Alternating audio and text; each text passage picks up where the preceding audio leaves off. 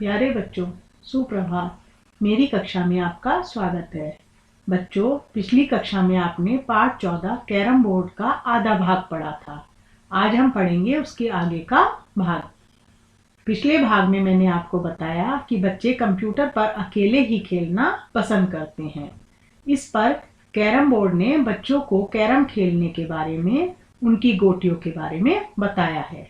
तो चलिए पढ़ते हैं इसके आगे का भाग। अंशु ने अलमारी में से गोटियों का डिब्बा निकाला। अलमारी क्या है? अलमारी वह स्थान है जहां पर हम कपड़े या अपना कोई और सामान रखते हैं। कैरम बताने लगा, मेरे बीच में बने गोले पर सब गोटियों को फूल की तरह सजा लो।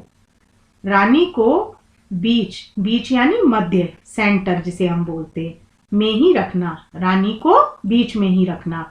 मेरे चारों कोनों पर जालीदार थैलियां बनी हुई हैं जो गोटियों को रोक लेती हैं। मेरा स्ट्राइकर गोटियों से बड़ा होता है। स्ट्राइकर को बोर्ड पर खिंची रेखाओं के बीच में रखकर उंगलियों के जोर से मारा जाता है। स्ट्राइकर से गोटियों को थैलियों में पहुंचाने का प्रयास किया जाता है। अब मैंने आपको अलमारी और बीच के बारे में बताया था। बीच यानी मध्य, सेंटर।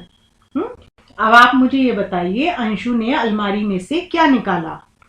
अंशु ने अलमारी में से गोटियों का डिब्बा निकाला। कैरम ने क्या बताया? कैरम ने बताया, मेरे बीच में बने गोले पर सब गोटियों को फूल की तरह सजा लो। अच्छा बताइए, रानी को कहाँ रखना है? रानी को बीच में रखना है।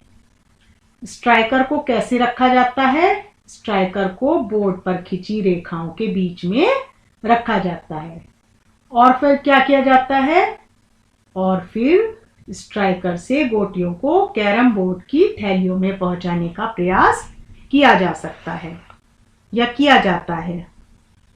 बारी बारी हर खिलाड़ी स्ट्राइकर से निशाना बनाकर मारता है। गोटी थैली में पहुंच जाए तो एक बारी यानी चांस और मिलती है। अगर स्ट्राइकर ही थैली में चला जाए तो जीती हुई गोटियों में से एक गोटी वापस बोर्ड पर रखनी होती है। क्या है कि बारी बारी यानी कि नंबर से हर खिलाड़ी को स्ट्राइकर से निशाना बनाकर मारने का मौका मिलता है।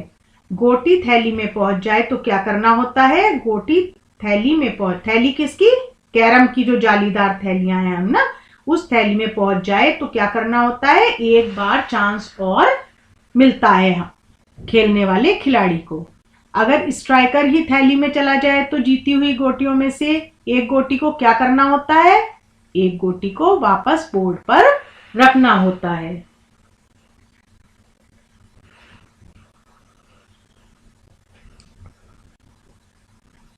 अच्छा, रानी गोटी को जीतने के लिए उसके पीछे पीछे एक और गोटी भी थैली में पहुंचानी होती है। अगर आपको रानी गोटी को जीतना है तो उसके लिए क्या करना होगा?